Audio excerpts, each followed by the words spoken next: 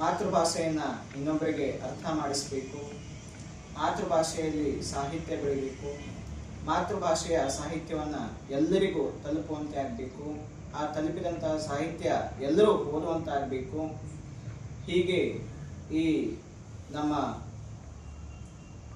ವಿಶ್ವಮಾನವ ಕವಿಯವರು ಕುವೆಂಪುರ ಆಶಯದಂತೆ, ಹಲವಾರು ನಮ್ಮ ಜ್ಞಾನಪೀಠ ಪ್ರಶಸ್ತಿ ಪಡೆದಂತಹ ಕನ್ನಡ ಸಾಹಿತಿಗಳ ಆಶಯದಂತೆ ನಮ್ಮ ಈ ಕನ್ನಡ ಈ ಜಗತ್ತಿನಾದ್ಯಂತದ ಹಬ್ಬಬೇಕು, ಅದು ಬೆಳೆಯಬೇಕು.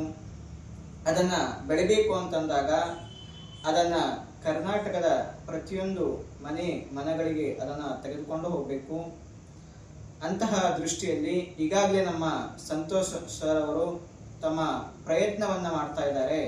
ನಮ್ಮ ಬೀದರ್ ಡಿಸ್ಟ್ರಿಕ್ಟ್ನಲ್ಲಿ ಇದು ಗಡಿಭಾಗ ಆಗಿರೋದ್ರಿಂದ ಈ ಗಡಿಭಾಗದಲ್ಲಿ ಹಲವು ಭಾಷೆಗಳ ಪ್ರಭಾವ, ಹಿಂದಿ ಆಗಿರ್ಬೋದು, ಮರಾಠಿ ಆಗಿರ್ಬೋದು, ತೆಲುಗು ಆಗಿರ್ಬೋದು, ಬೇರೆ ಬೇರೆ ಭಾಷೆಗಳ ಒಂದು ಪ್ರಭಾವದ ಮಧ್ಯೆ ಕನ್ನಡ ಸ್ವಲ್ಪ ಕಡಿಮೆ ಆಗ್ತಾ ಇದೆ.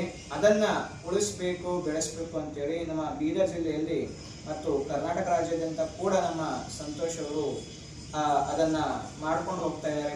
ಆ ಒಂದು ಕಾರ್ಯಕ್ರಮವನ್ನು ಅವರಿಗೆ ಕೈ ಜೋಡಿಸುವಂತೆ ಈಗಾಗಲೇ ಬೇರೆ ಬೇರೆ ತಾಲೂಕುಗಳಲ್ಲಿ ಅಲ್ಲಿನ ಅಧ್ಯಕ್ಷರು, ಪದಾಧಿಕಾರಿಗಳು